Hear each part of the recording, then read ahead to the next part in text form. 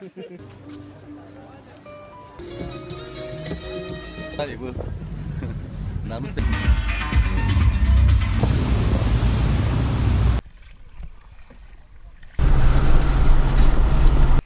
che fai, Gabriele?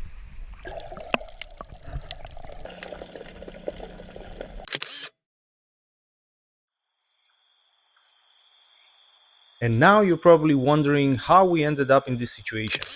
I will explain straight after my short swim in these clear waters of a sea far, far away.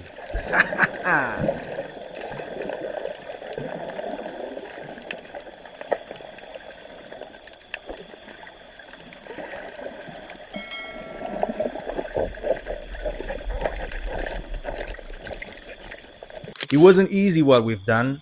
I mean, just look at my face. And so, our adventure begins. In 2017, my brother and I were both working for Bioproducts Laboratory, saving thousands of lives worldwide. I had the very old Volkswagen Polo from 2000, a millionaire MILF girlfriend, and a satisfactory amount of pounds in my bank account. I think it was during a night shift when the idea came to me about what it would be like to drive from London to Ibiza and back with my old Polo. It's always when you're very tired that great ideas come to you. It seemed possible, but we also had doubts about the Polo being able to withstand such a journey. I was the fifth owner, but the vehicle was behaving smooth on the tarmac and I had nothing to complain about. A Polo is for more than just commuting to work, same as dogs are not just for Christmas. Okay, that was a bad joke. So, together with two other friends, we decided to do it no matter what. In case something went wrong, we were planning to ditch the vehicle and grab a flight back to London.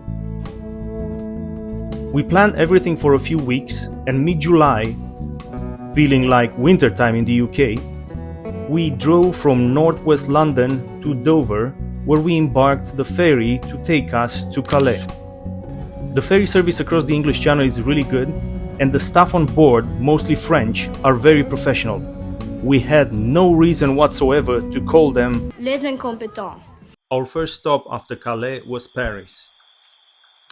We spent a night there, but before dark we ate a gourmet soup at our favorite soup restaurant in Paris, which actually resembles a tavern more than a restaurant or a shop. The place is called Mardin Chorba and it's located in Saint-Denis area, which is not one of the best areas of Paris, to be honest. But their tripe soup is worth the risk. You cannot go wrong with them. Watch your pockets when visiting though, and don't have any valuables in plain sight. Other than that, you'll be just fine, and the Turkish soups will nurture your hungry belly.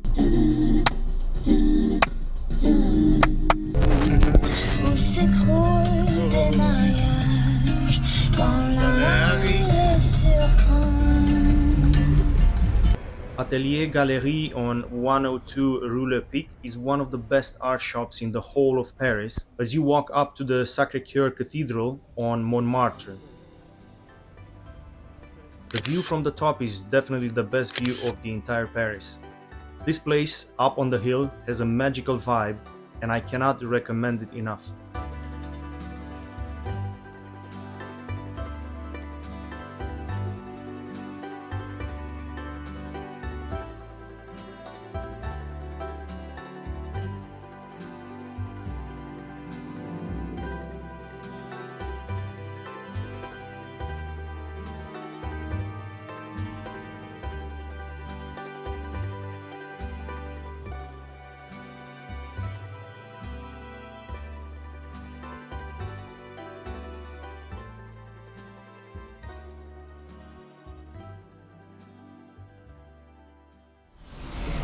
Here I go again on my own.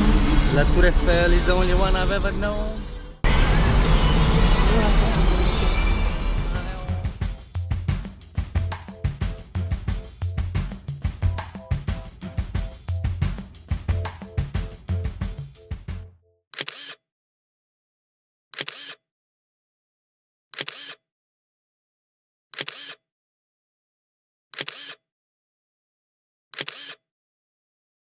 The next day, we headed to La Roche-Posay, where the aunt of one of our friends is living.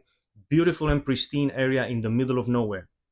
It's where all the beauty products are made because of the clean waters with therapeutic properties.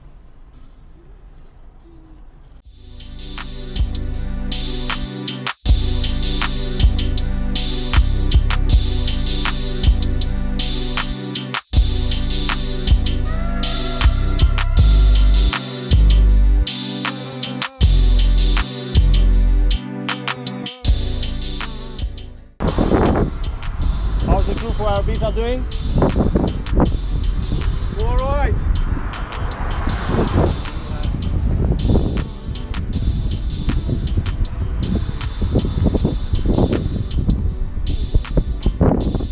Yeah!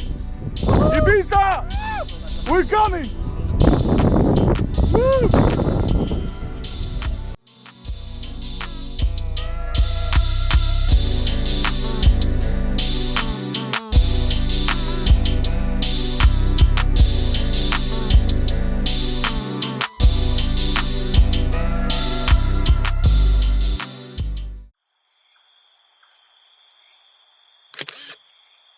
And this is us in La Roche-Posay enjoying life in a nearby river. Everything resembled a Huckleberry Finn adventure. It might not seem like much, but many times you can live your best life during such moments. This video is not doing the whole experience any justice.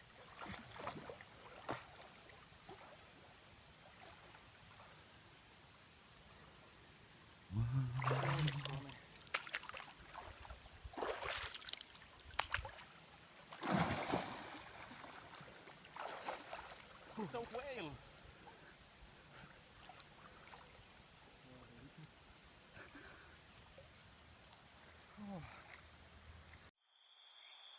After recharging our batteries in La Roche-Posay, we were back on the road the next morning towards Grenoble. It was on this stretch of the journey that we started to feel the heat of driving for too long. My brother and I were the only drivers, by choice, and we were changing every 150 miles. We had to push forward in order to keep the schedule. You might think there was no reason for us to rush, but when planning the trip in London, I made a mistake which will be revealed at the end of the vlog. That is a very important tip if you're ever planning such an extensive trip. In Grenoble, we stayed in this luxurious flat in the center of town, which cost very little considering the size of it and the facilities. But once we went out for dinner, we understood why it was so cheap. Grenoble doesn't really have much to offer when it comes to entertainment. The most important information we got from locals was that Michael Schumacher used to go to a nearby resort in the Alps to ski. Nice! That's it? Apparently so. Grenoble! Yay! After leaving Grenoble, we had to cross the Alps towards the French Riviera, and we thought, why not go to the closest summit to enjoy the views? On the way, we stopped at a vineyard to taste some wine from the source, but it turned out to be disgusting. Onwards and upwards! The climb was epic, and right before the rocky summit, we found a pub where we could enjoy some beers in cups made from local bull horns.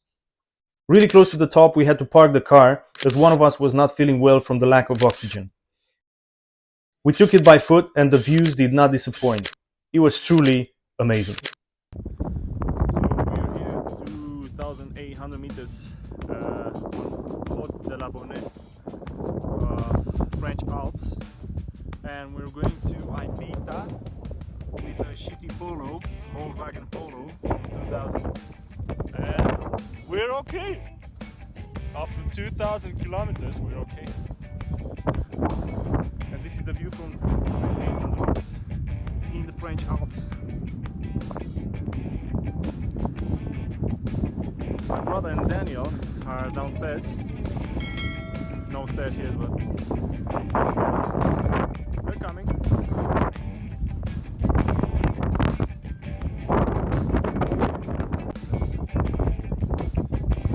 God lives there. On the way down the mountain, we found this amazing river to cool down. If you're in the area, go for it. Find the exact coordinates in my 2021 novel. By the time the mountain was behind us, we were overly tired and exhausted. We didn't take too many photos or videos until reaching Monaco, where we slept on a nearby beach.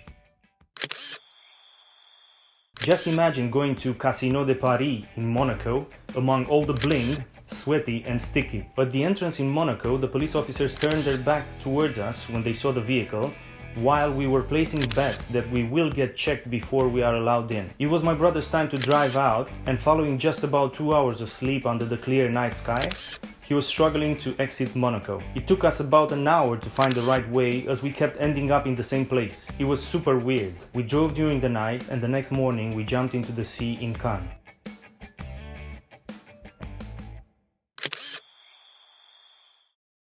After a coffee and something to eat, we continued towards Barcelona.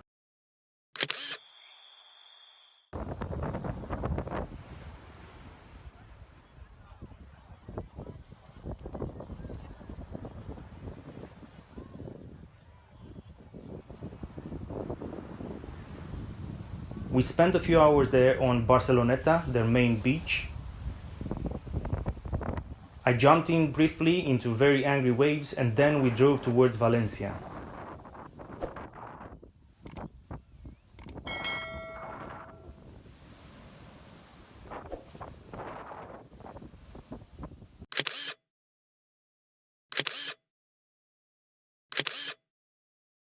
Our last continental leg was Valencia to Denia, where our ferry was waiting for us. Once there, we had a couple of hours to wait at sunrise. We slept on the beach and fell asleep like there was no tomorrow. When the time came to board the ferry, the boys went ahead and I was left to check in with Apollo. Me and her and a few Spanish coast guards that were afraid to check our vehicle, considering the state of it. After a short boarding, we were finally on our way to the magical island of Ibiza.